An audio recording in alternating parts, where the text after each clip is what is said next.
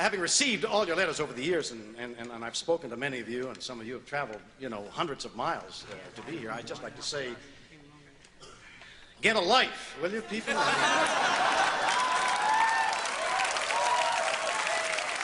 I mean, for crying out loud, it's just a TV show. I mean, look at you. Look at the way you're dressed.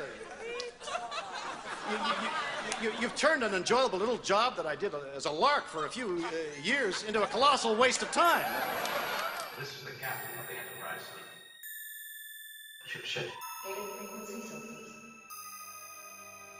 Podcasting, the final frontier. These are the ridiculous introductions I am forced to read at gunpoint, or should I say phaser point. Ship. Welcome to Ship, yet another in the long line of tedious Star Trek podcasts. This show is hosted by David Lawler and David B. Anderson.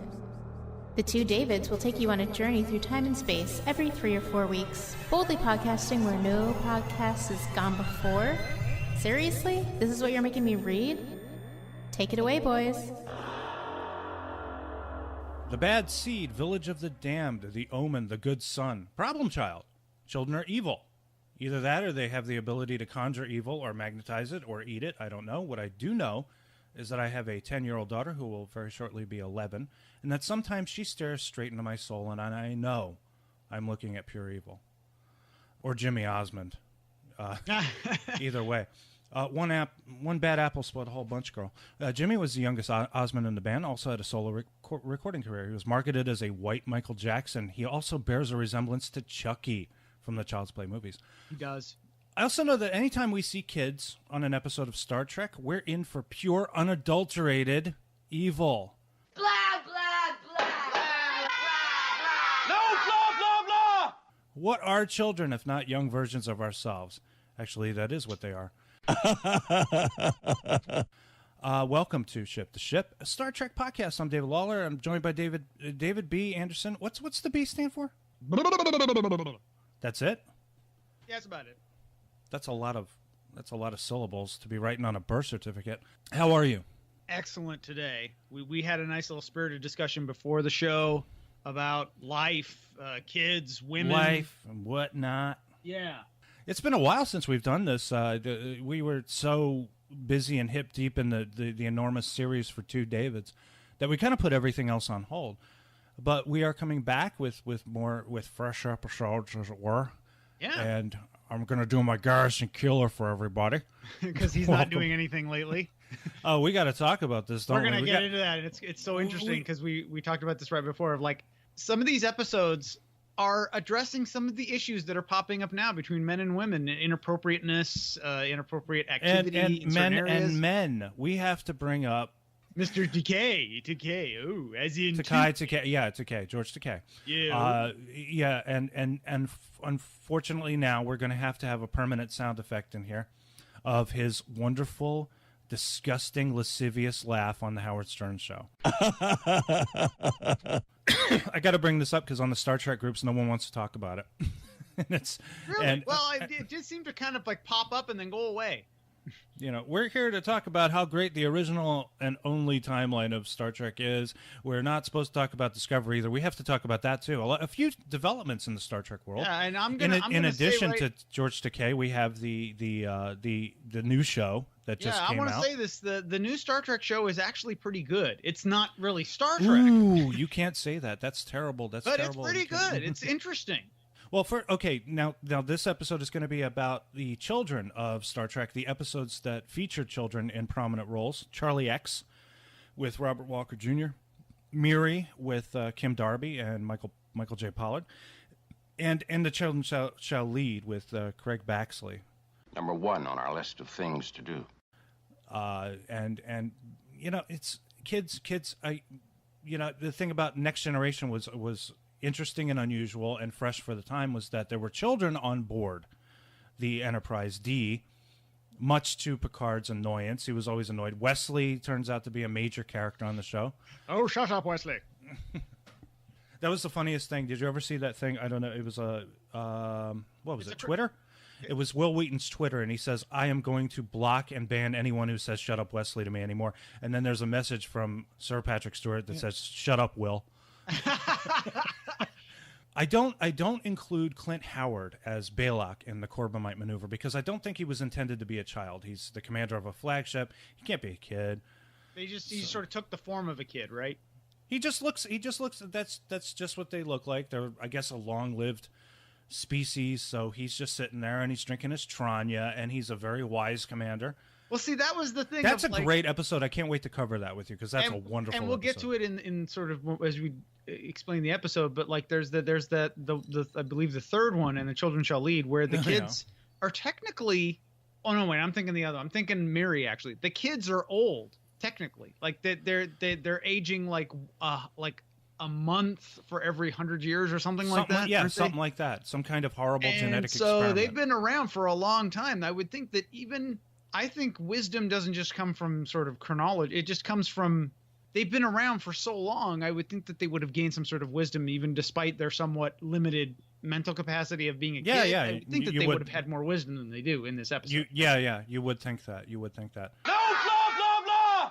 Unless it's just maybe Kirk's theory that children need adults around to help them grow up, and if there are no adults around, they don't just need any adult. They need Captain Kirk to come in and show them what's what. So we start off with Charlie X, Robert Walker Jr., son of Robert Walker, who played the Psycho in Hitchcock's classic Strangers on a Train. They have an eerie resemblance to each other, especially in these really big, kind of expressive, yet lifeless, big blue eyes. And he's very good in this episode. Go ahead. He has a bit of an odd tan. Yeah. I thought, like from what I saw. From what I could see on the screen, he had this kind of odd tan. Coin a phrase. Fascinating. You want to go ahead and read the description, and no voice is necessary. We're changing shit. We're shaking things up here on Ship to Ship. Yeah.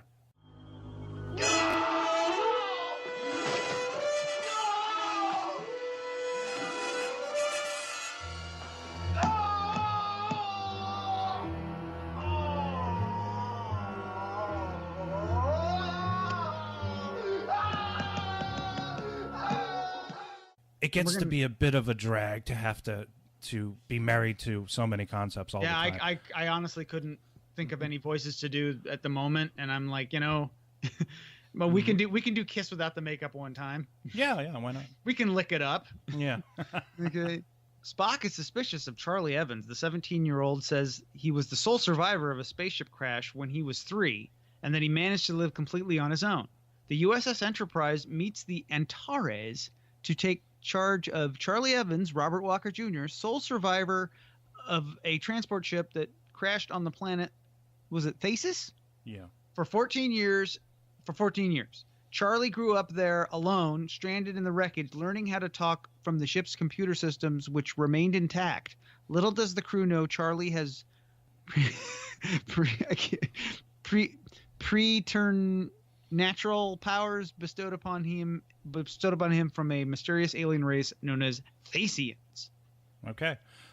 Charlie is brought on board by frightened crew members of the Antares. He does this weird thing with his eyes to get exactly what he wants. Yes. He's like an amoral, pubescent male version of Samantha on Bewitched. And the first time he does it, you don't even know what he's doing, and it's like weird and creepy. He just sort of does this brrrt thing. He goes for brrrt. a second, and it's like, what? Like and they're like, yeah, Charlie's really great. He's great. We're just gonna get out of here. Let's get out of here. Are you sure you don't want some entertainment? I've got some hookers and blow in the back. No, thanks, Captain. We're on the schedule. So it was written by Dorothy Fontana from a story idea by Roddenberry. It's really quite good because I think Fontana and Roddenberry understand the perils of young men. Imagine giving a young, awkward man ridiculous powers, and you have something like this.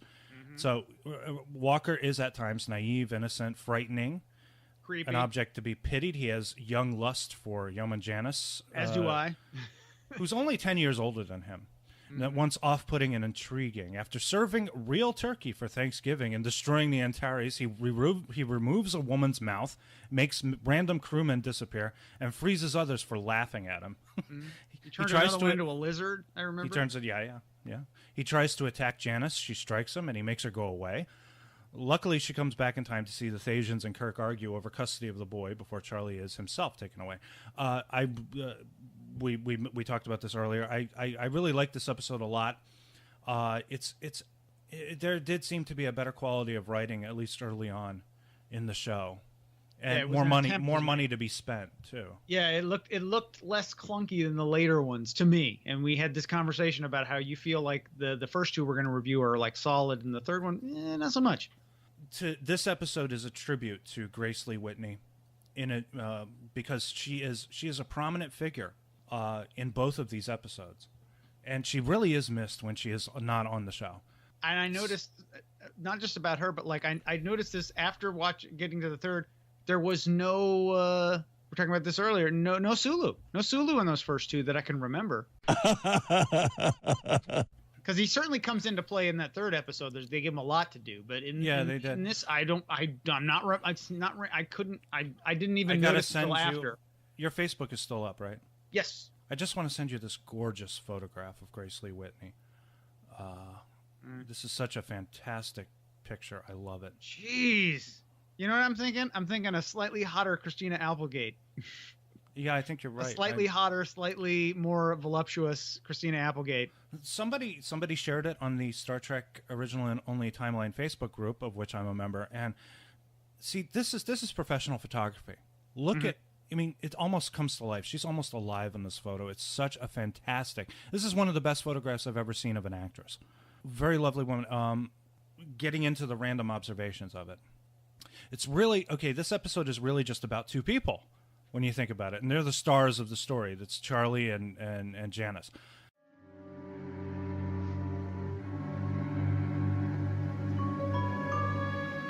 Are you a girl?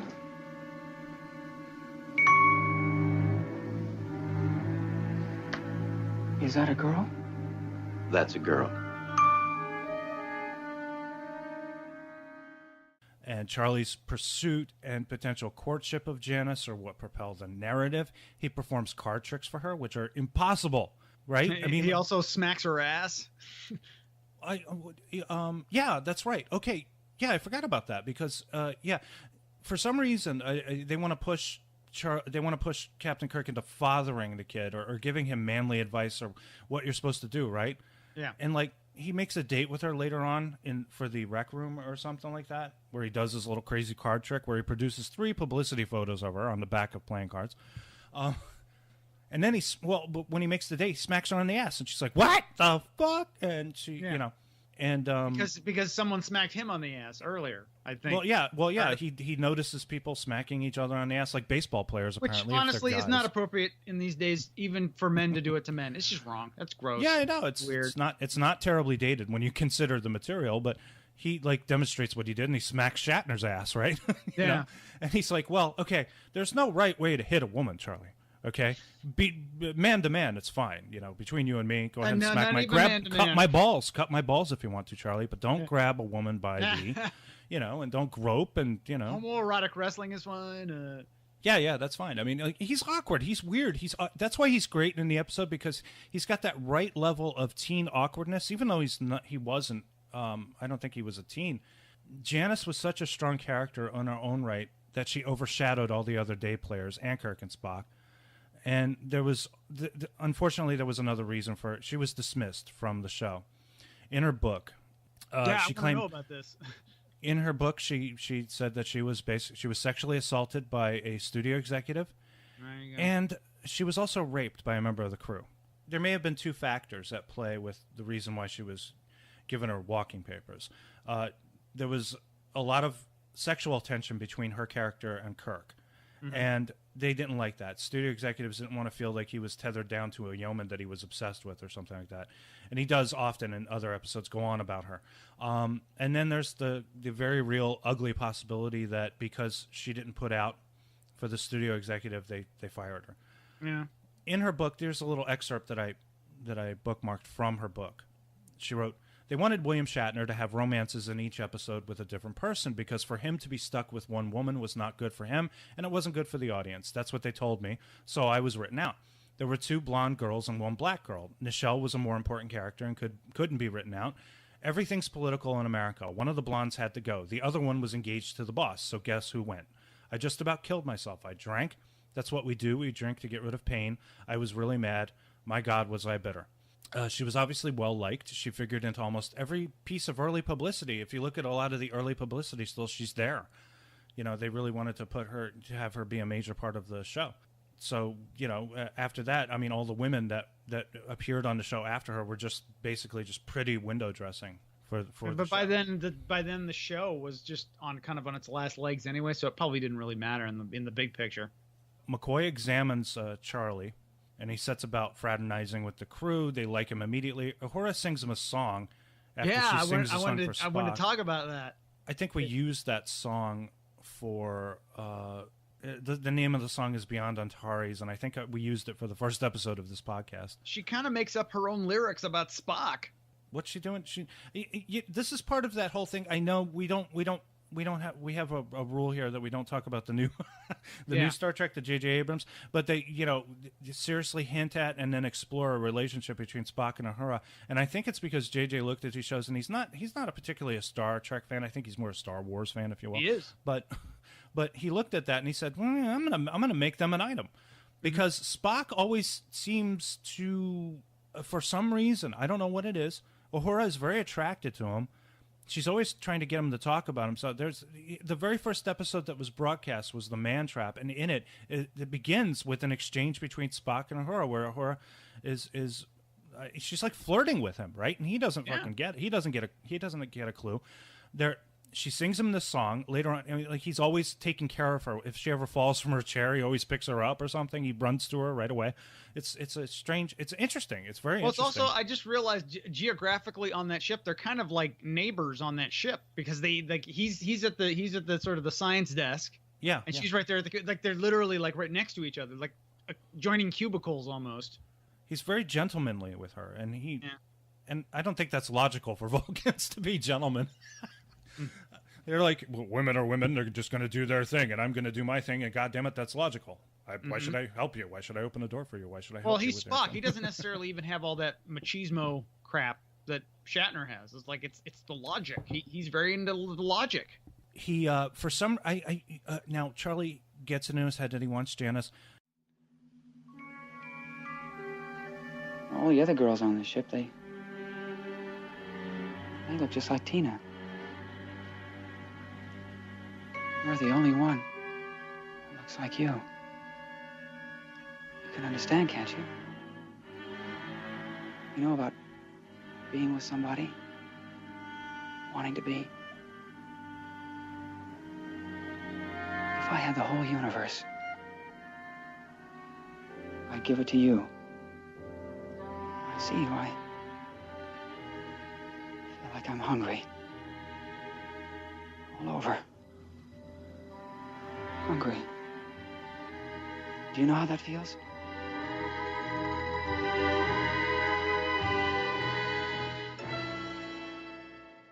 Kirk is trying to tell you can't have it. There's a great line in there where he says there's a million things in this universe you can have and a million things you can't have.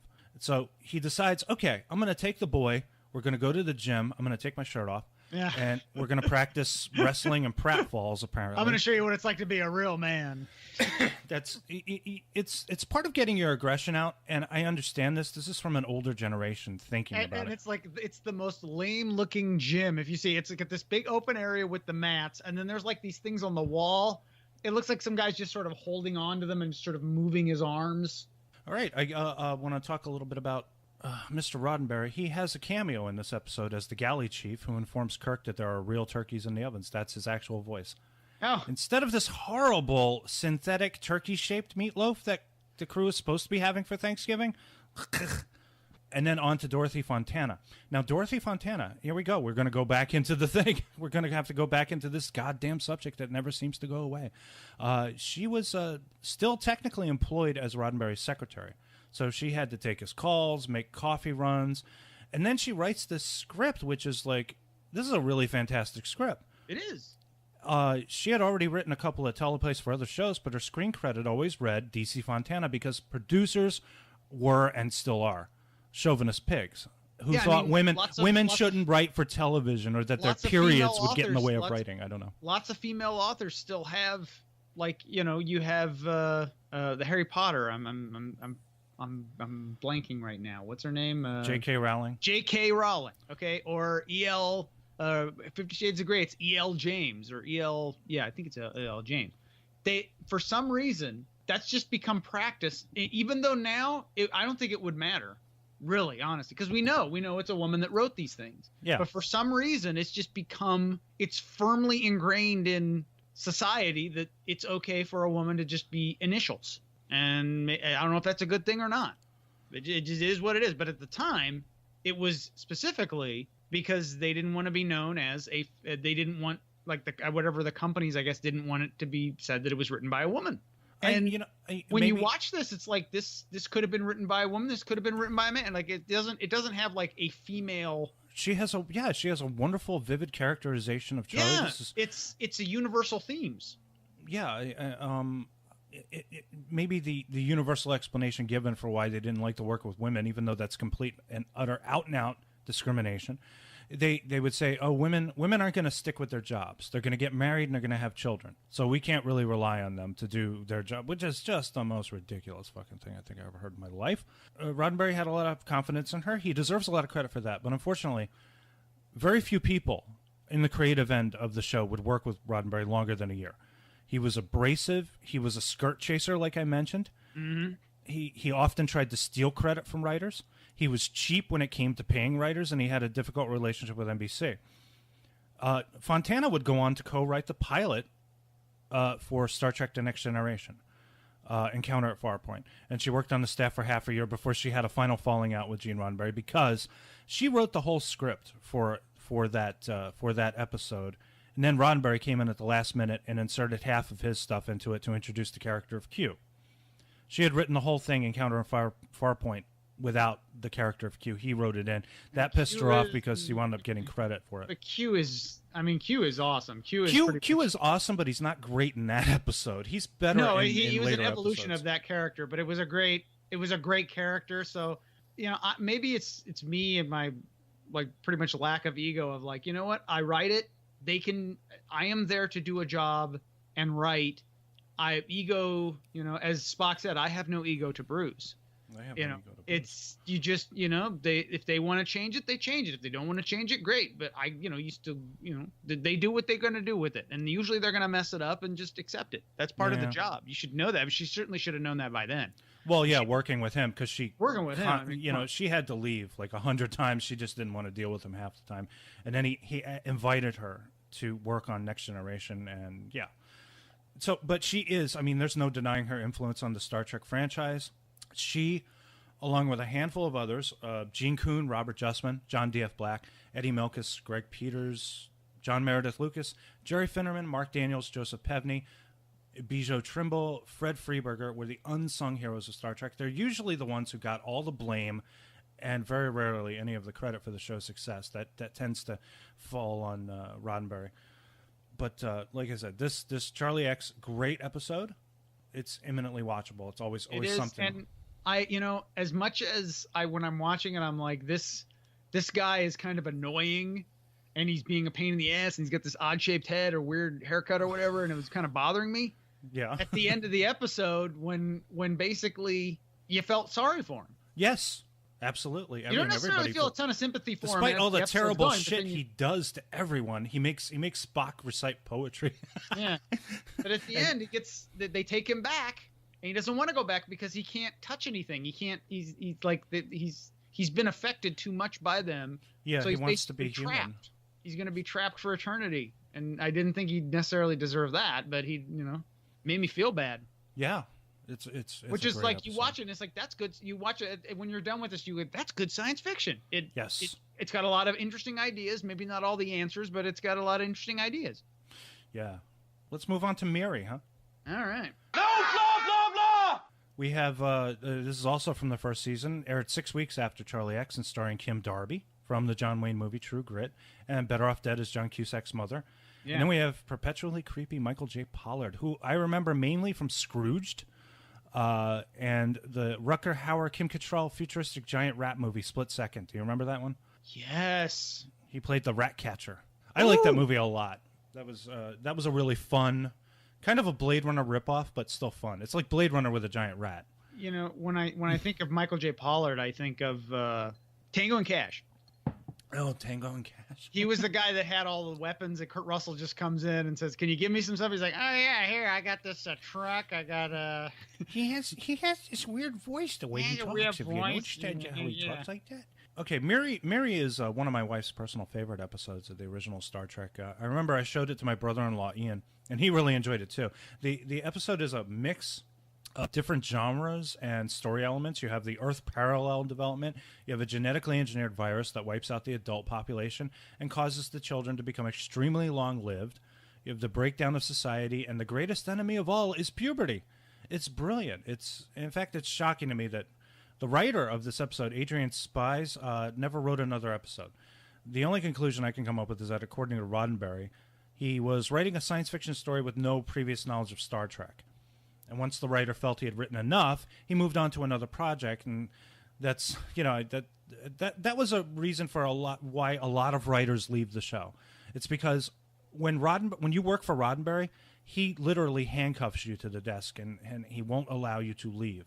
One particular story was Harlan Ellison when he was working on The City on the Edge of Forever. They locked him in one of the writer's offices overnight in the studio lot, and he in revenge, Harlan Ellison ate all the potted plants in the office. He ate the leaves off of all of them. Shades of Harvey Weinstein there. Well, yeah, instead of, God knows what else Ellison could have been getting up to. So this is another really kind of a fun episode. It kind of reminds me of Peter Pan in a way. It's got this weird Lost Boys and Golden Girls thing about it. Maybe I wasn't paying attention at some point, but were they, because they show up on that planet and it's an exact replica of Earth. Did they explain why that was, or no? They just they kind of skate over it. Another Earth. Yeah, then they don't really go anywhere. I don't remember them going anywhere with it. I was like, why do you even need to have to be? And maybe I just wasn't paying attention. That could have been. It might have come down to money. I mean, you can't really have like an exotic world on that kind of budget. It was the Culver City backlot. Yeah, They used a million TV shows. Illogical. Please explain. You are human. Only humans can explain their behavior. Please explain. I know, but just do like they do on Stargate, where it's always some sort of like cheap Vancouver. It's a quarry. It's the wooded area, or Doctor Who. It's the same thing. Yeah. Just you don't have to necessarily explain. It's a new planet and it looks like Earth, but you don't have to like. It's identical. They're showing literally like this coastline, and they're gonna beam down. And that was a bit much, especially as you see the continents. You see North America. You see South America. It's a recreation of Earth, and then they say it's the 60s. That was another thing. It's like it's supposed to be the mid 60s, but the cars look like they're from like the early 40s or something. Yeah, I noticed that. Spock's contaminating this boy, Jim. Maybe they landed in Cuba. Maybe could have been Cuba. I think the backlot that was absorbed and they sold it to another studio when Desilu was bought out by Paramount. It was used for The Twilight Zone. It was used for Man from U.N.C.L.E., Mission Impossible, The Time Tunnel. But it costs a lot of money to do that kind of location shooting. You have to get the whole crew out there. So that's where you get more bottle shows later in the production run, where it just takes place on the ship. So Desilu was more of a utility player in the Hollywood studio production. They had ownership of properties, but they wanted more ownership and less renting out of their facilities to other shows. But because of big budget TV shows like Star Trek and Mission Impossible, their stock was devalued. They lost money, which set the stage for the acquisition by Paramount. It's unfortunate. It was Lucille Ball was like the only one at Desilu who had any faith in Star Trek when the board was telling her to drop the show and cut her losses. So she was another unsung hero of Star Trek. Yeah, but at least when she sold it, she probably made a good amount of money. Oh yeah, she definitely cleaned up. She became like a multi-millionaire or even a billionaire up to that point. So here we have Yeoman Rand coming down with them to the planet, discover what the hell happened. There's really no reason for her to be in the landing party. On several occasions, we have except that she looks awesome. Yeah, she's in these dangerous landing party situations. As captain, I wouldn't want to put women in danger. I know it's somewhat sexist, but yeah, that's sexist. But considering these very beautiful, hot women and sexy, impractical micro mini skirts are on your staff, you want to keep them safe. A phaser, Roddenberry, his original plan was that the women should be wearing pants, and I think Charlie X is actually the last time we see a woman wearing pants. He, for some reason, there's a woman wearing pants walking by, and he turns her into an old woman. But I wanted to ask you something. Did you want me to read the bio for this, or? I'm gonna read it. I'll read it. You read it, okay? I'll read it. We'll do my Connery. No, I'm not gonna do that.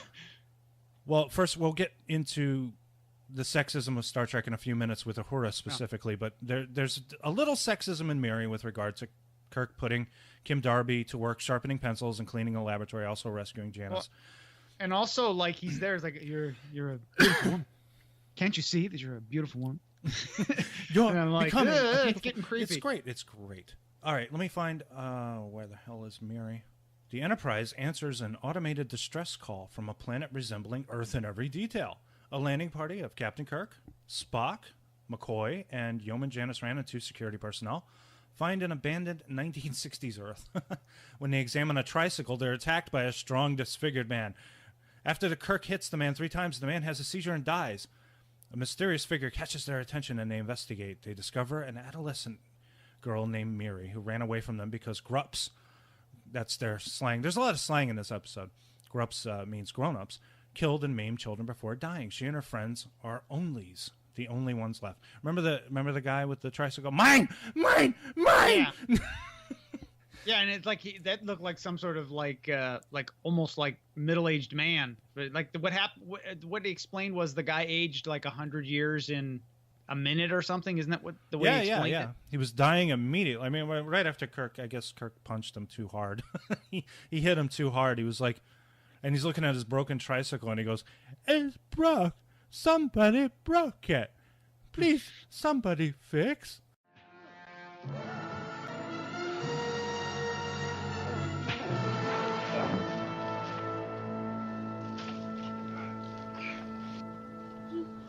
It's broke.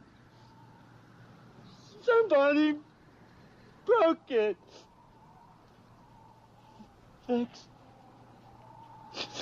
Somebody, please fix. Of course, somebody will fix it. Definitely humanoid in spite of the distortion. But with the mind of a child.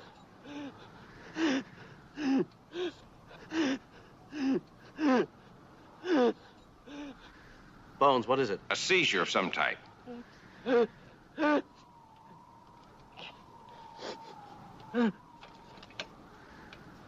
We want to help you. Liar! Never. It's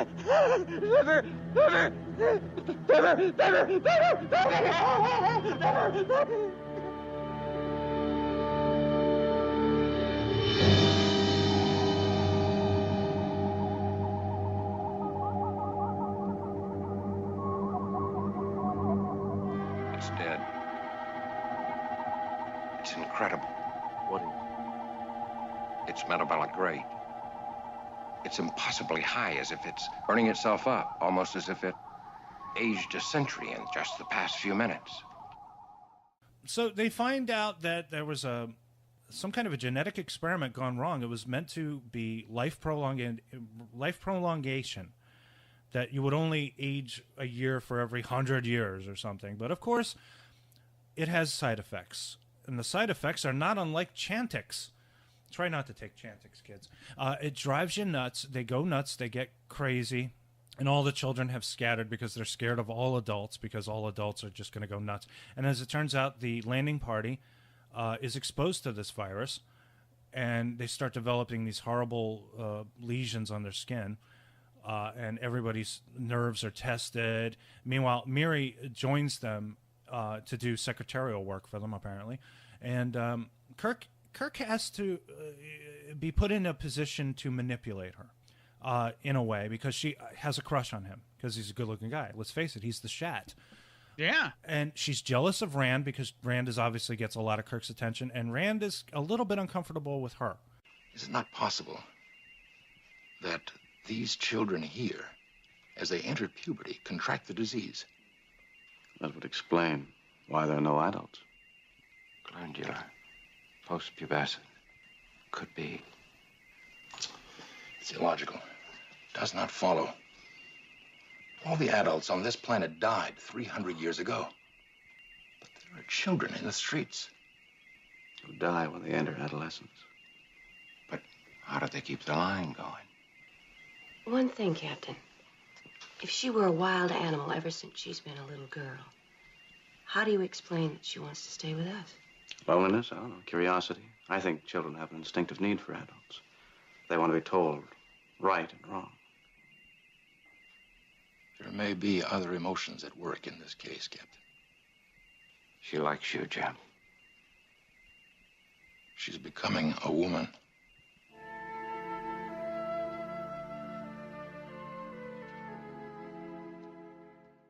And so it winds up kind of being like two girls, trying to tear this poor dude apart. But they try to ingratiate themselves with her. Kirk has weird theories about parenthood and about how adults have the ability to control children in a way, and without that control, these children just continue to remain children even for 300 years or something. He's kind of right, but like, yeah, when you have kids, I mean, they're kids. It probably became. I would think they would have ended up killing each other by now, because without any grown-ups as any sort of, it would have turned into Lord of the Flies pretty quick. Well, yeah, that's interesting. None it of them never have does. Any sort of personal self-control without grown-ups there at all. It never does. Killing each other, dying or something. Well, they work together. These kids, I guess, but no, kids can't work together. Grown-ups can't work together. You know, unfortunately, the other kids that are out there, led by Michael J. Pollard, they steal the crew's communicator, so they're unable to continue to work. So they have to guess, because McCoy is getting very close to isolating a vaccine that they can take. And during that, the nerves are frayed. Janice flips out on Kirk, which is a great scene. It's a great scene. He brushes past her and she drops all her test tubes or something, and she just screams at him, and then she starts crying, and then she's like, when we're on the ship, I always try to get you to look at my legs. And she's like, look at my legs. And she opens her skirt, and there's a horrible lesion on her thigh. And he's just beside himself, and they hug, and that makes Miri jealous. And Miri conspires with Michael J. Pollard to abduct Yeoman Rand, and they tie her up and they put her in a chair. Captain's log, star date 2717.3. 3 days, 7 hours left to us. Investigation proves that the supply of food left in the area is running dangerously low. Unless something is done, the children will starve in a few months. In addition, the disease is working on each of us according to Dr. McCoy's prediction. Our tempers are growing short, and we are no further along than we were 2 days ago. Haven't you found a thing yet? Would you like to take a crack at it?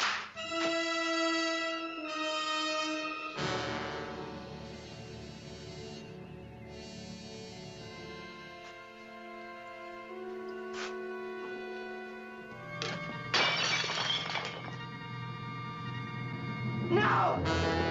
No!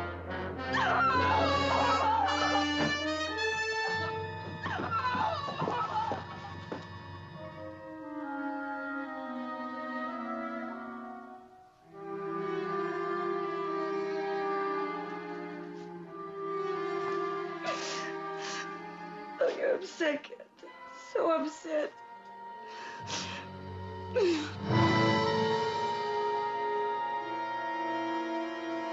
Back on this ship, I used to try to get you to look at my legs.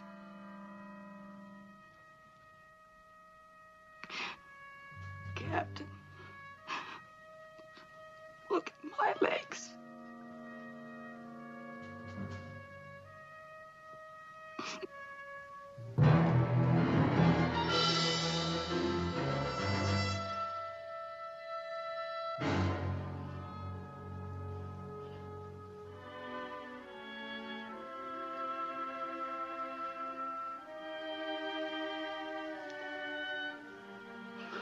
We're all frightened.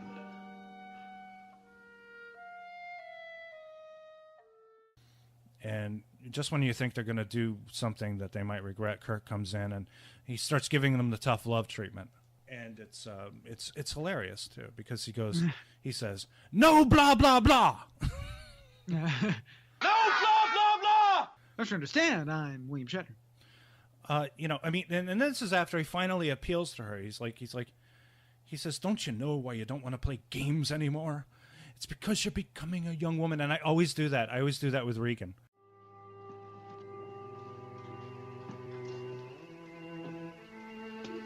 Did you hear them?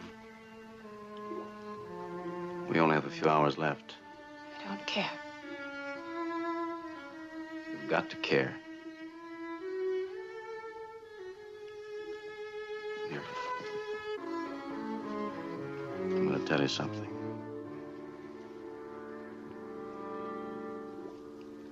You, your friends, all the onlys are going to get the disease unless we succeed in what we're doing.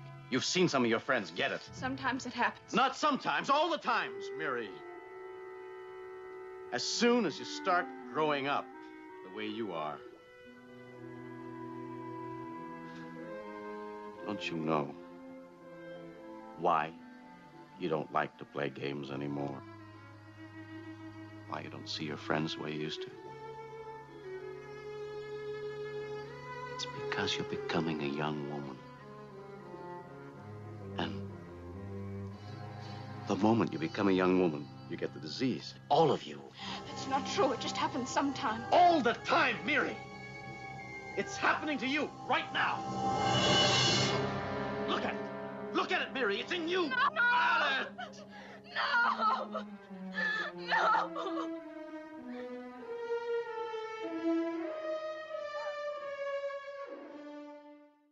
I always grab. I always grab. Has she seen this episode? Does she understand the context of what you're trying to say? I don't think so. I don't know.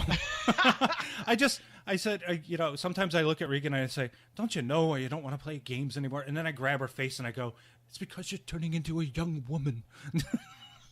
and she's like, why are you grabbing my face? She always grabs. The thing is, when Regan wants to communicate with you and she wants to get a message, impart a message to you, she'll grab you by your face and look you right in the face. And she's like, I'm talking to you right now. So I don't know why I really hope she doesn't try that with anybody else outside of this house anyway. Perhaps the apple doesn't fall far from the tree. I never did that before she started doing it. I kind of learned from her. Regan is developing and she's turning into a young woman, and even Bronwyn will say she's turning into a young woman. It's like in the Shatnerian voice. The Shatnerian voice. Yes. So there's a lot of manipulation going on in this episode, wouldn't you say?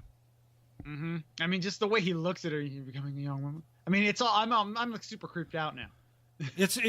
What about when he grabs her arm and he says, "Look at it, Miri. It's happening to you. It's in you, Miri." And she's like, no. So there's a lot of great drama, a lot of great scenery chewing, and a lot of fun with creepy kids doing creepy things. I also want to say I really like the use of the slang. When you're when a joke is a foolie, no foolies, no foolies. The little ones are the onlys, the blah blah blah, Mr. Lovey-dovey, bonk bonk on the head. Didn't they call them the grumps? Grups. Short for grown-ups. The grown-ups, yeah. So it's grups, grown-ups. So Kirk tries to reason with these psychotic little munchkins, two of which are Shatner's own daughters. Grace Whitney's sons play the two kids who steal their communicators. Roddenberry's daughters are also in the group, as was the director, Vincent McKevity's nephew, Stephen. So it's cheap child labor, basically. Just get your kids in the shot. That's what I did with my daughter. I made a movie. We needed a kid, so I put her in it. But it adds to the production value.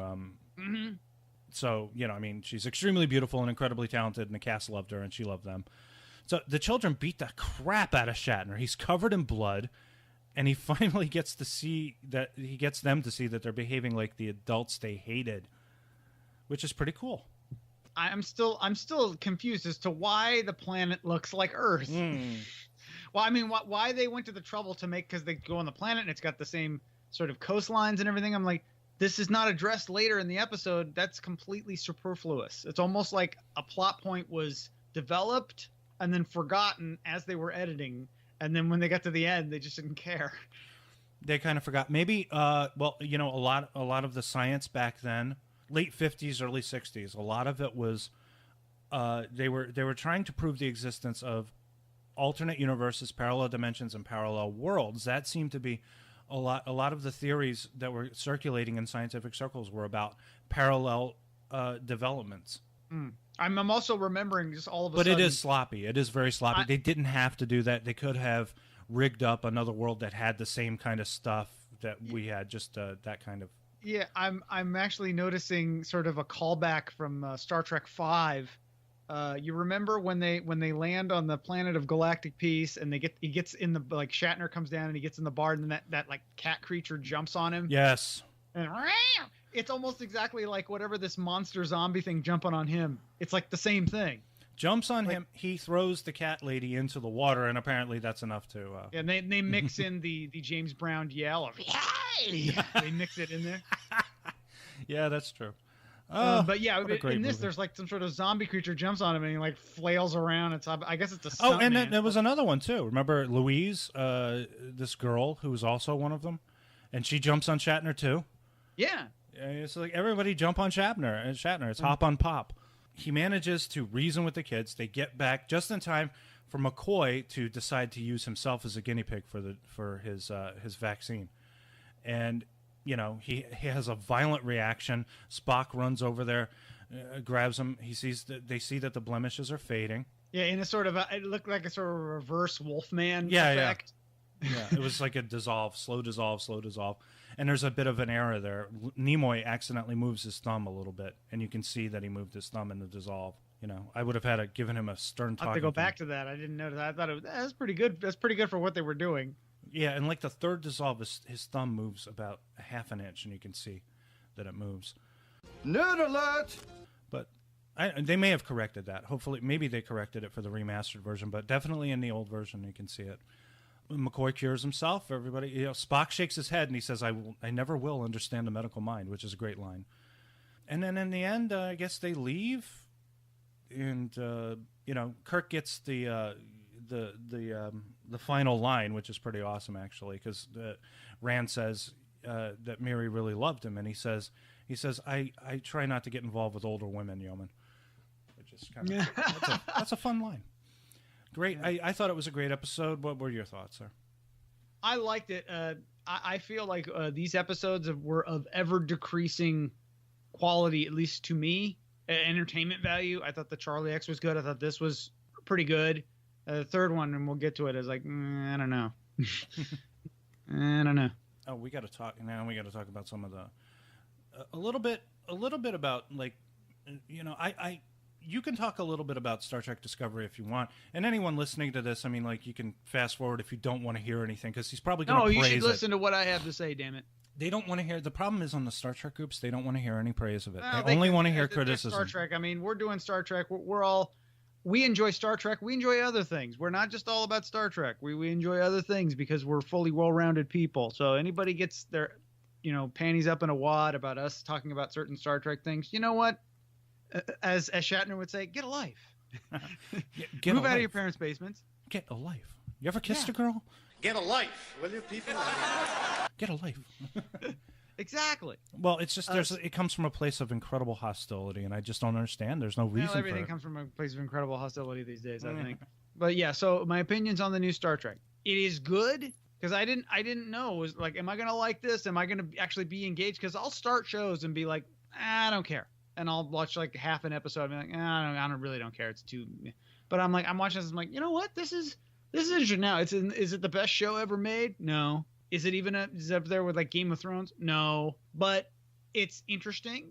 I'd say it's better than Voyager. Ooh. It's better than Deep Space Nine. Ooh, I don't know if it's better than Next Generation. Next Generation had a lot of time, but Next Generation was crap for the first.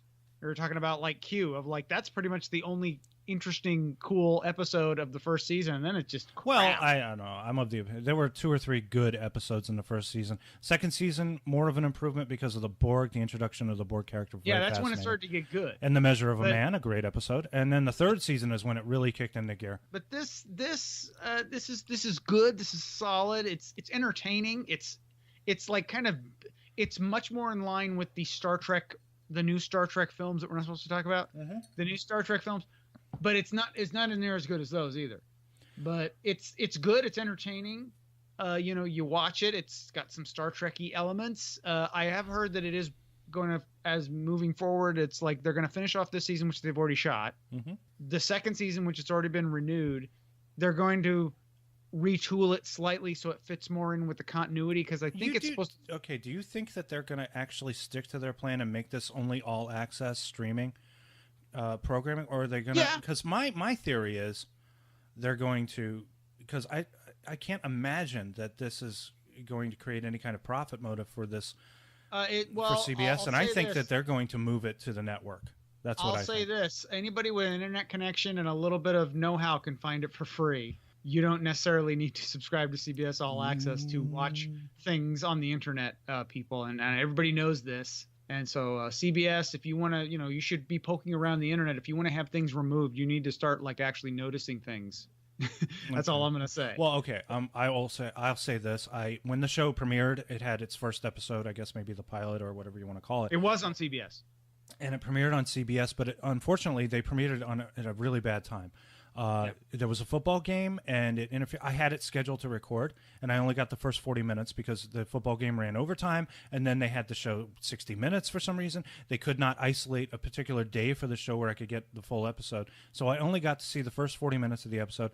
After that, I really wasn't interested. I really was not interested. I'll tell you, I was much more impressed with the Orville. The first couple of episodes of the Orville weren't that great. It has really kicked into some of the writing on the show right now. I've starting. I want to say maybe starting with episode 4.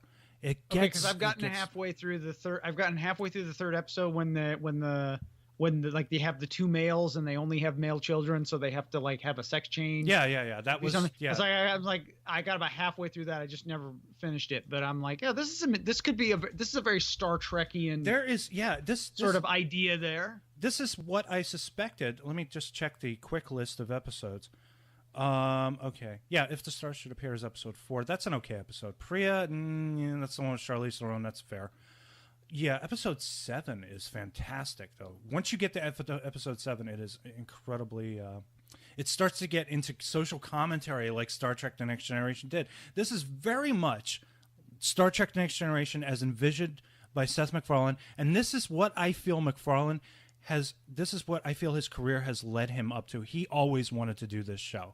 I feel it. I mean, unfortunately, he doesn't have the presence or the charisma of William Shatner or Patrick Stewart. He tries to do dialogue like that. He tries to kind of channel both of them, but he's Seth MacFarlane, so he's kind of a weird, kind of nebbish type. Yeah, he's almost like a straight man to the crazy. And he's just trying to navigate his way through it. He almost seems like he doesn't belong. Yeah, he does. It's like, okay, the whole thing with the pilot, the way it starts off is that he catches his wife cheating with an alien. An alien who I swear I think it's Rob Lowe. It is Rob Lowe. Yeah, you're right. It is Rob Lowe. I could see him through the blue makeup. I'm like, that's still a handsome man. That's Rob Lowe. But the thing is, there are a couple of. I don't know if did you see the episode that continues his character? I did not. I told you I'm halfway through the third episode. Let me see if where that is. Yeah, okay. That's not until he reappears in episode 9, Cupid's Dagger, and there's a couple of explanations for some of the reason for the way he is. As you know, he's like a blue alien that ejaculates blue stuff over his face when he gets really excited.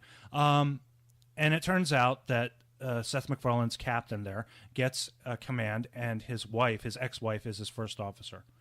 So he has to deal with that, and he has to deal with this crazy crew. The dialogue is like the way you and I talk.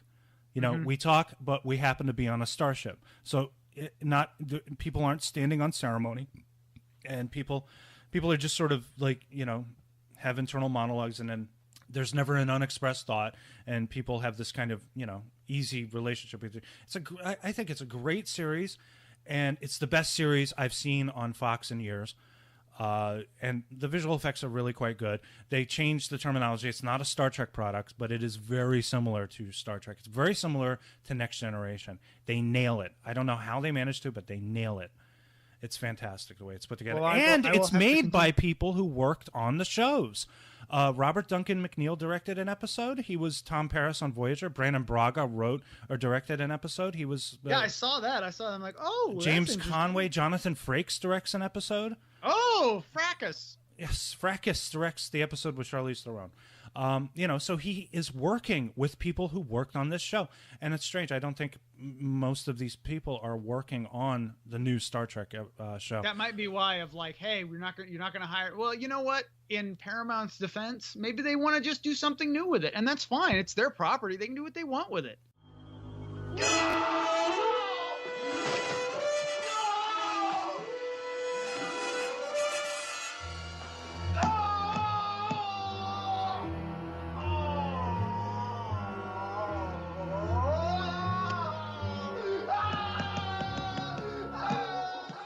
Yeah.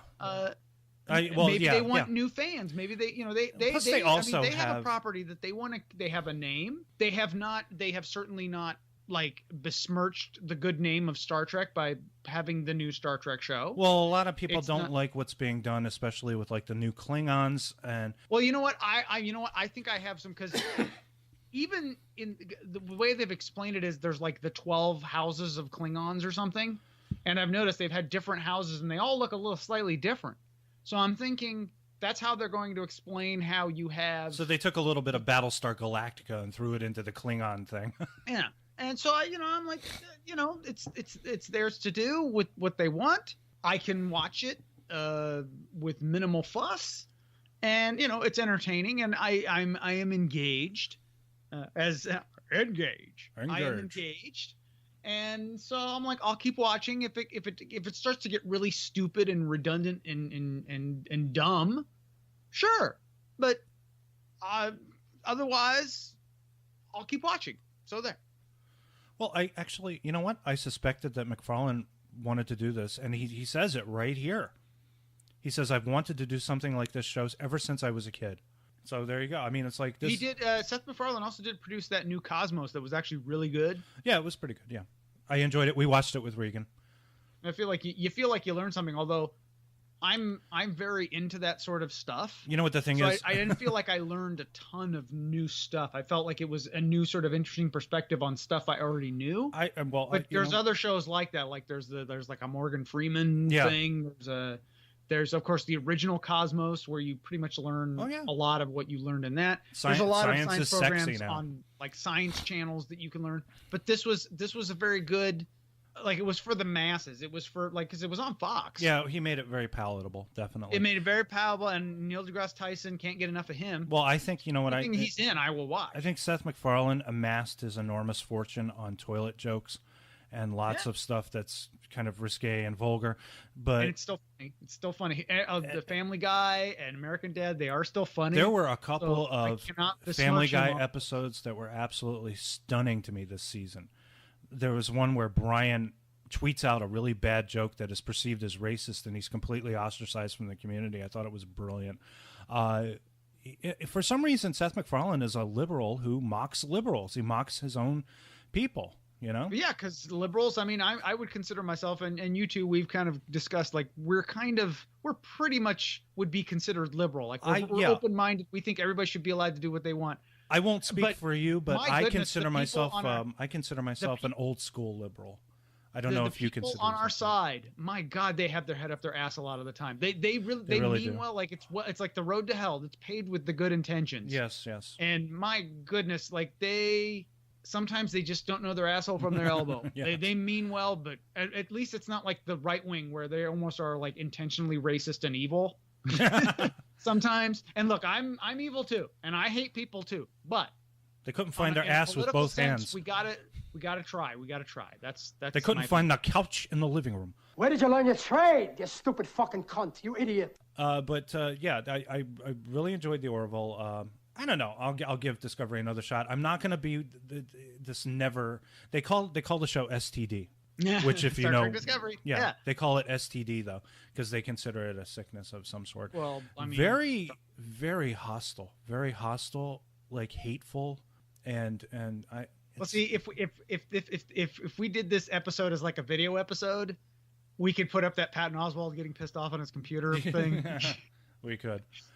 Now we're going to go on to the third season, And the Children Shall Lead, which is an infamous episode. It's considered one of the worst Star Trek episodes. I wouldn't go that far. I didn't hate it. I just thought it was kind of dumb. Where's the, let me see. I have it. I'm reading it. I got it on my thing if you want me to read it. Yeah, go ahead and read it.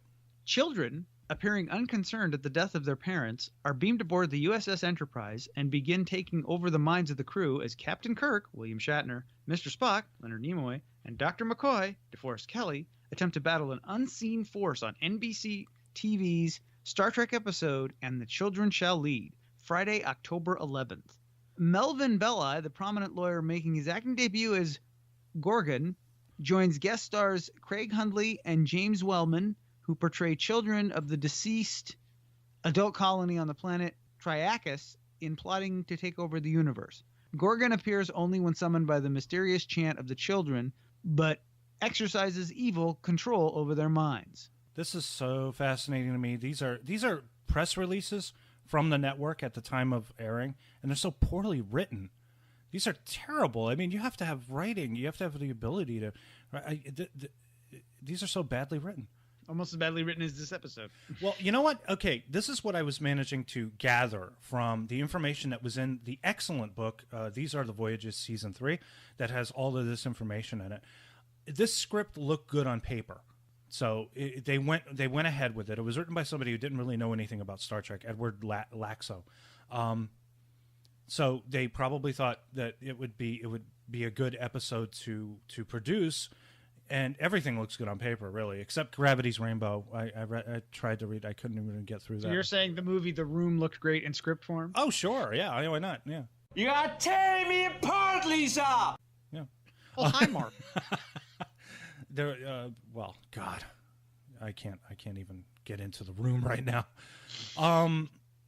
So maybe it would have been better served as a novel or even an audio drama. As it stands, it is considered one of the worst episodes of Star Trek. This is one of those great lessons in narrative, identifying the pitfalls and figuring out where it all went wrong. Craig Hundley also appears as Kirk's nephew Peter, featured in the Season 1 finale Operation Annihilate. He would later become a musician and film producer, contributing to such movies as The Color Purple, E.T., and Dead Poets Society, as well as Star Trek II, The Wrath of Khan. If there's one common thread from all three of these episodes, it is that children are easily led and manipulable. They're given to ridiculous emotional outbursts. Charlie Evans and the kids in this episode are bestowed with powers. Miri and her gang are just plain old children. And we start off with this Federation science colony comprised of researchers and their children. Kirk, Spock, and McCoy beam down to find all the adults dead and the children are playing Ring Around the Rosie.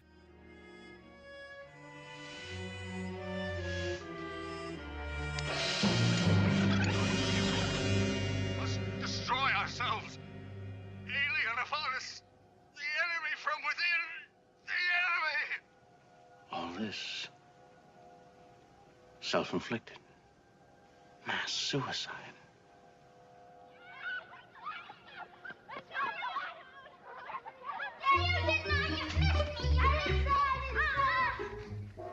Hi, who are you?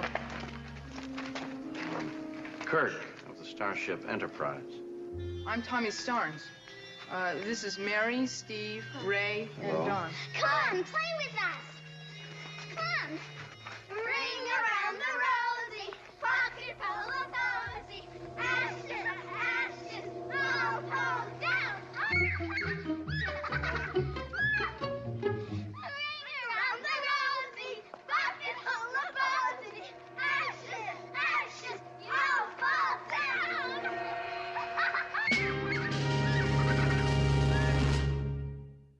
Which has this creepy context because do you know the origin of Ring Around the Rosie?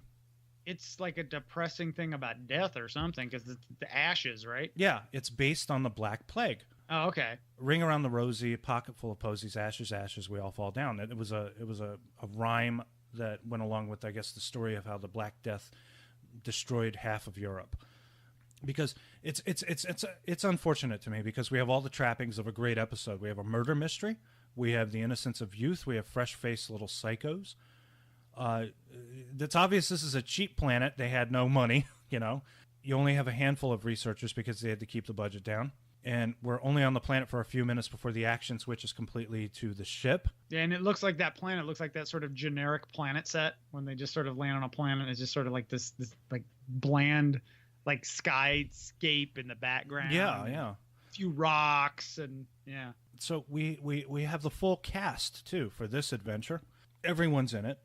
We have some stunt casting with Melvin Belli playing the Gorgon. Wikipedia defines a Gorgon as a Greek mythological monstrous feminine creature whose appearance would turn anyone who laid eyes upon it into stone. There were three of them, Uriel, Steno, and Medusa. The only one of them who was mortal, I think. But they looked right at him and didn't do anything. He just looked like a weird... He looked like a big fat clown. He looked like a big fat, kind of somewhat fruity, I would say. He was like this weird, and it had like this kind of glow about it. It just looked like a really bad special effect. Yeah, and the Greek mythology has nothing to do with a pudgy lawyer, but you know, whatever. No. These researchers, if I understand the story correctly, these researchers were beset by a creature in a cave they were exploring. The creature manipulated the children and gave them powers. The children killed their parents. What the fuck?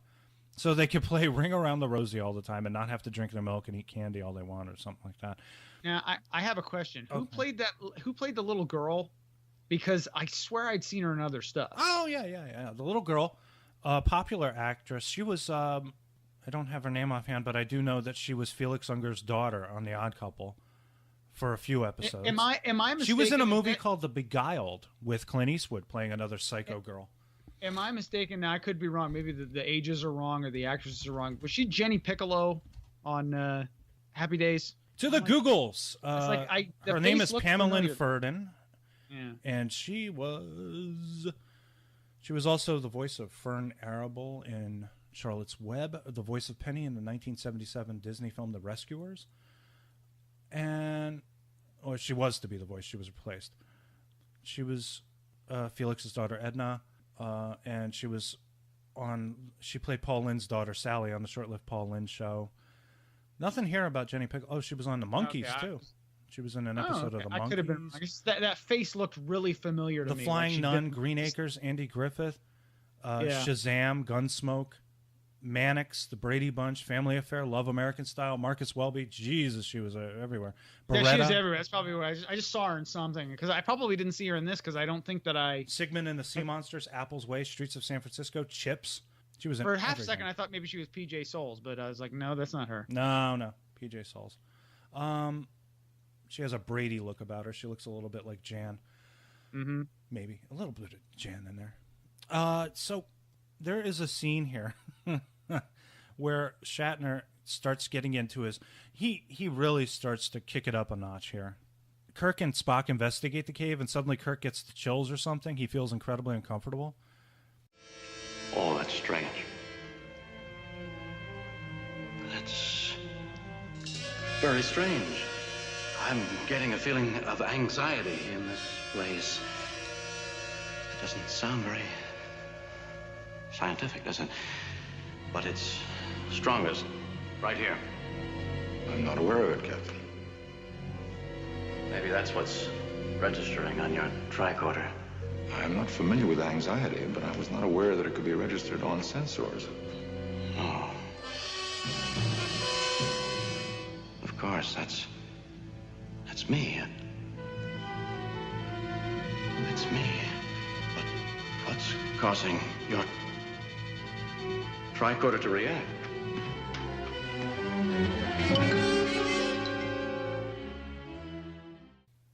The camera work isn't very good. It's not very well directed. You know, I mean, I feel like don't do this thing where you're showing a wide shot of people as they're acting weird. Get close, you know? Yeah, well, at least they didn't do like in that one episode we reviewed where it got almost like an episode of the Monkees with like weird like moving camera things, and where it got weird and trippy kind of. It didn't get trippy. It got trippy at the end. Are you talking the Gorgon? Are you talking about like what is there in Truth No Beauty? The one with the one that we did with the Great Barrier where it got fisheye lenses and shit like that. Yeah, right? yeah. That's what I'm thinking of. Yeah. And Diana Muldaur and everything, and she's blind, and you know we're screaming at her because she's blind or something. Yeah. We go back to the ship and the children get ice cream. I think Shatner makes reference to his weight here because he says I'll have a dish too, a little one, a very small one. I think somebody said Shatner's weight. Okay, we can talk a little bit. He looks okay in this. Well, I'd say he looks okay. His weight while working on the show was always a sore spot for him and a source of discontent among the producers, and NBC memos were routinely circulated about his gut. There were, he wore a girdle. Those suits were not completely unforgiving. I guess so. I guess they were these tight suits. Well, actually, for the first and second seasons, the material was cotton that they were using for the shirts, right? Yeah. And unfortunately, with cotton, when you wash it one too many times or dry clean it, it comes back and it shrinks. So all their outfits shrink. But yes, very noticeable on Shatner, especially when he's gaining weight. So what they did for the third season was they changed to polyester because polyester wouldn't shrink when it was cleaned. So the shirts tend to remain the same size. Mm-hmm. But by then his hair had changed too. I mean, it was third season, so it's a little darker.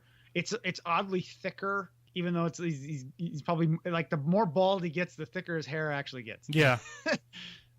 Oh, and here we get an appearance from Nurse Chapel, right? She is like matronly. She is very matronly in this episode. She's completely unpleasant with kids. She must not like kids. That's what I'm thinking. She's like, it's nap time. It's time. Go to your quarters and go take a nap. Come on. I don't want to hear any lit from you. Mommy's going to have a drink and a cigarette. She's the one who lays down the hammer. She's very scary.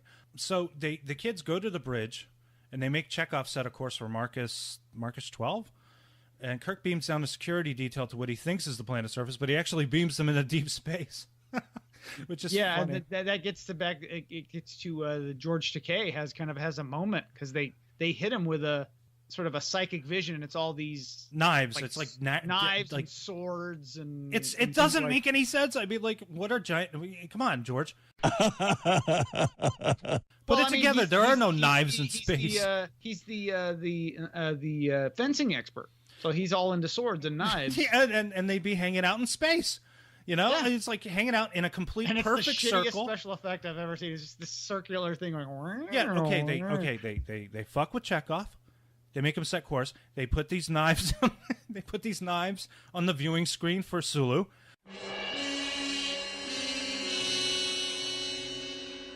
Friends, we have reached a moment of crisis. The enemy have discovered our operation, but they are too late. They no longer control the ship. We do. We shall prevail. They will take us any place we desire. So, back to your stations. Maintain your controls. If resistance mounts, call upon their beasts. Their beast will serve us well. The fear in each one of them is the beast which will consume him. Remember how it was on Triacus? If they resist, so shall it be on the Enterprise. If you need me, call, and I will appear. Our new goal is Marcus 12. It is our new beginning. We must not falter.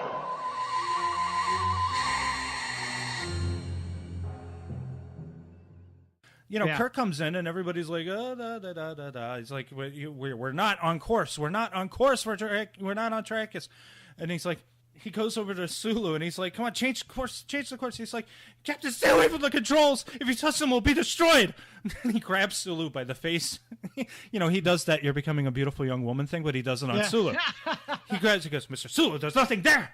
You're becoming a beautiful Asian man. Time to work in the Takei laugh there.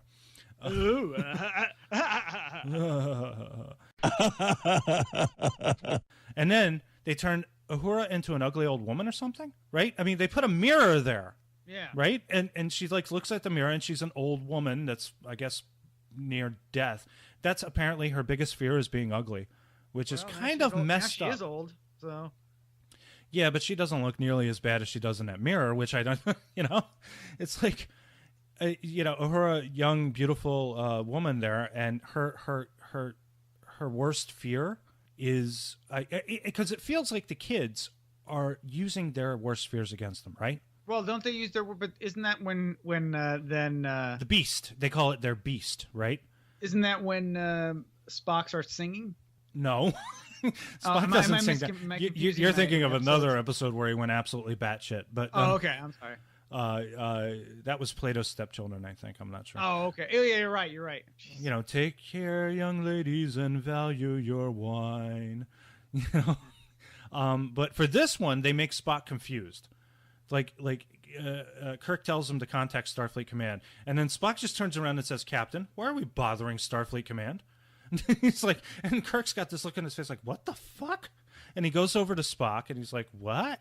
He says, "This bridge is under complete control." You know, he looks back over at Uhura, who has collapsed into tears because she's looking at her ugly visage in a mirror. That makes no sense being there. He tries to go over to the security guy, and he says, "Take Mr. Sulu to his quarters. He's to be relieved. Take Mr. Spock to his quarters. He's relieved of duty." But then all of a sudden, all the guy is hearing is...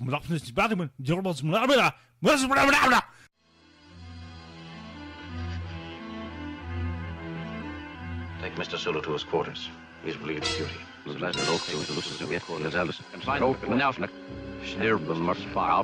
bridge. That's said. Mr. Spock went off the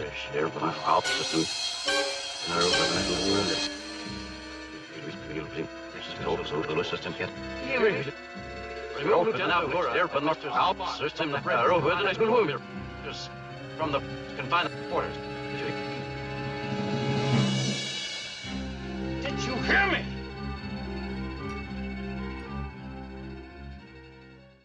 Yeah, it's and he basically stops and like he's like, "Captain, you're being a whiny ass bitch." Mm-hmm. And then he's like making a face, and yeah, he's making the.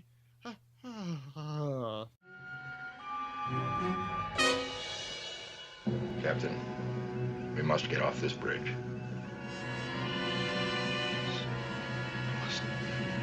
I'm losing command. I'm losing my ability to command. I'm losing the Enterprise. I'm losing command. I'm losing the Enterprise. The ship is sailing on and on. I'm alone. Alone. I'm losing command. Captain. I've lost command. I've lost the Enterprise.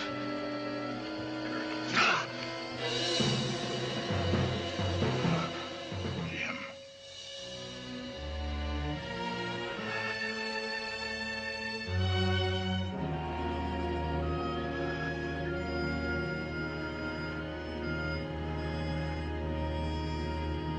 I've got command. I've got command. I've got command. Correct, Captain. They murdered their parents. I mean, they absolutely murdered their parents. I know they were under the influence of the Gorgon, Melvin Belay, attorney at law. But when you're drunk and you kill somebody on the road, you go to jail, not your car. Your car is impounded, possibly auctioned off, yes, but you go to jail. These kids belong behind bars in a juvenile detention center until they can be tried as adults. They should probably never know a moment's happiness ever again for as long as they live. What do you think about that? Well, but they were under the influence of the whatever that thing was. It was telling them what to do, right? Tried as minors then? Yeah. I mean, like minors, underage children, not people who work in mines. I don't know. This is space. You gotta go to space court, I guess. Okay, so what? They'll be released on their own recognizance until somebody else comes along and manipulates them. This is just like the Manson family. I mean, like they go out and they tell people to kill, and they kill. I mean, well, aren't they going to take them to some sort of facility, and then like they were trying to take them somewhere? Yeah, they were trying to take them to a star base. Yeah, so they'll go to the star base, and then the star base will be oriented of what and be briefed on what happened, and then the appropriate action will be taken, I guess. Right. This is part of Shatner's theory of performance. If you notice, as the scripts lose a certain amount of quality, he goes really over the top. You know. Yeah, they don't have anything to stop him. They have no way of stopping him. Number one, and number two, this is just. You'll notice. Examine his performances in the first two episodes that we discussed, and then his performance in this one. It's a different energy. It's a different dynamic going on. Yeah, now. he has nothing to work with. So he's basically like, well, this script is crap, so I'm just going to go full shat because I need to fill in the gaps here because there's not enough to work with. That'd be my guess. And, by this time, I mean, this is like kind of how many episodes into the okay, this is early into season 3. Yeah, this is probably like about episode 56. So it's early on. I would think that, they've gotten their, I guess, second wind, third wind. Like they almost got canceled, but the fans brought it back. They almost got canceled like twice in the show's run before that, and then they were definitely going to be canceled at the end of the second season. And then the writing campaign starts, so here they are again. And there's a few changes in the creative personnel involved. Roddenberry doesn't have a hands-on approach to it anymore. Do you think by this point Shatner doesn't care? No, he's like, I'll move on to something else. I'm an employed actor. I've got some good. No, he wanted to continue working on the show. He liked the job. He was supposed to actually direct an episode in the third season, but they cut the order, so he didn't get that opportunity. It's just the way Shatner was, the way he worked. He always wanted his performance to be interesting because he didn't want to put the audience to sleep. And when he did a lot of Shakespeare and stuff, the audience would start to drift off, so he started to be dramatic in his interpretation of a Shakespearean character, and he would start talking like this and being energetic about it just to keep people awake. So I'm gonna say, like, I'm like kind of watching as we're talking, and he's never boring. He's lean and trim in this. This is the early in the season. It'd be interesting to watch an episode later in the season, see how much he chunked out. Yeah. Because in this episode he's lean, he's trim. Maybe he's wearing like a girdle. I don't know, but he's looking good. His hair is not looking great. Yeah, that's in as far as like his exercising and workout, he would start off working out several hours a day before the start of a season. So, but then when he got into the grind of having to do the 14-hour days, then he would start gaining weight. So if you really want to look at a fat Shatner episode, you're going to need to see end of the season. No. By the end of the season, he would start to trim down a little bit and get a little bit. Okay, so we're talking like middle of the season. Well, maybe? you want to go. I think you want to go to The Way to Eden, which is like one of the worst episodes. Another worst episode of the third season. It's the one about the space hippies, where Spock jams with them with his Vulcan musical instrument. In that episode, he's very fat. He kind of gains it. Yeah, he looks a little bit like Chris Farley in that episode. It's hilarious. I'll have to check that one out. But also, I mean, like Frakes on Next Generation got crazy fat too. In the yeah, he fluctuated a little bit in the fourth season. By the time they got those Next Generation suits, they were a little more flexible, at least near the end. Yeah, but Frakes, I mean, like it's dramatic how fat he gets in the fourth season. I think I forget which episode in particular, but they had a stunt double for him in one of the fight scenes, and the stunt double was obviously 50 pounds heavier than he was because that's what they thought he looked like. So I put on a little weight ever since I quit smoking, and it's been a struggle for me to put it off. To take it off. It's just really hard, for some people. Nimoy always seemed skinny, and so did. Well, smoking will kind of like up your metabolism or something, so you don't have that faster metabolism to balance out. So you're like, crap, I got to eat less now. That is true, and it's very much also a kind of oral fixation as well. If you're putting something into your mouth, you need to continue doing it even after you quit smoking. So I tend to. Luckily avoid. you did it. You did it without losing a finger. I guess, yeah, if you want to put it that way. Okay, so final thoughts on And the Children Shall Lead. Not great. I didn't hate it though. Like you say, like it's the worst episode. It's like, it's Star Trek. It's like I'm not, and I think we said this before.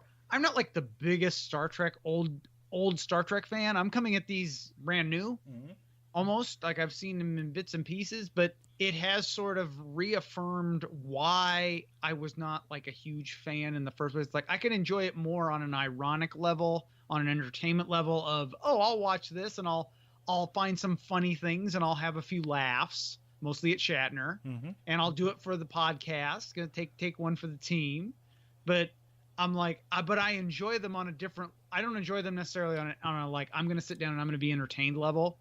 I'm enjoying these on I'm going to sit down and I'm going to watch Star Trek and I'm going to get some laughs and I'm going to find some interesting sort of ideas about Star Trek. But if I want to sit down and I want to be entertained by Star Trek, I'll watch one of the movies. That I find those more entertaining and they're more well made in general. Not to knock what we're doing, but this particular episode, not the best example of Star Trek. It's almost like it's the kind of thing where if you're a fan of Star Trek and you're like, here, watch Star Trek, and this happens to be on, it's not going to be something that's going to sway people. Right. I think.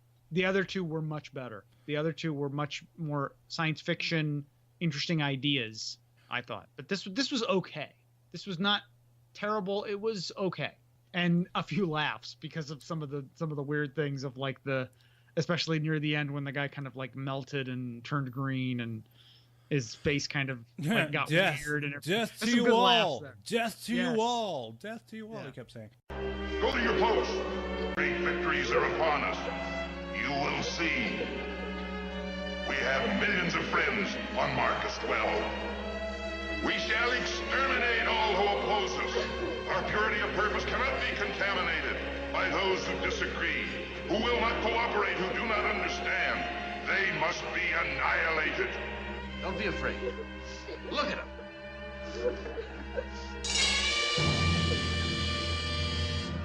Without you children, he's nothing. The evil remains within him. I command you to your posts. Carry out your duties, or I will destroy you. You will be swept aside to make way for the strong. Look how ugly he really is. Look at him. And don't be afraid. Death to you all. Death to you all. Death to you all.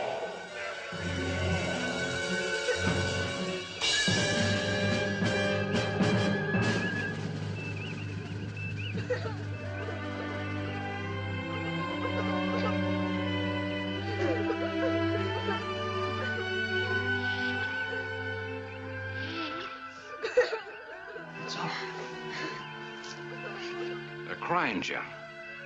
I don't know how it happened, but it's good to see. It's all right, Mary. It's all right. It's all right, isn't it, Doctor? Yes, it's all right. We can help them now.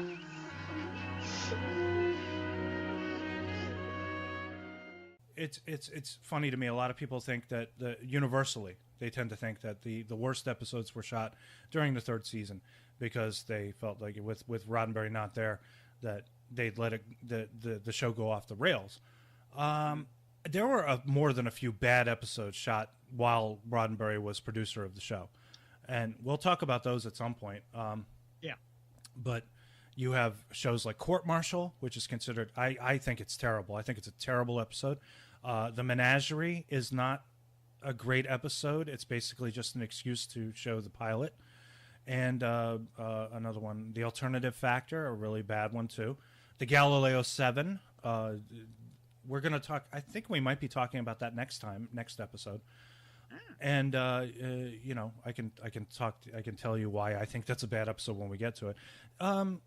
Yeah, there's a handful of really bad episodes in the third season, but otherwise, I think the quality of this show, considering the time, I always place it. Timeline is important. I always put the context of the timeline. What science fiction looked like back in the mid to late '60s on television. I mean, this is really compared to high most shows quality of the stuff. time, these are great. It's just that compared to other shows that are on now, Of course, that's because you learn. But it has a place in history. So there's that's that other level of it's science fiction history. So it's almost like it's not 100%. I will say this: Star Trek never put me to sleep. It was never boring, even in the worst episodes.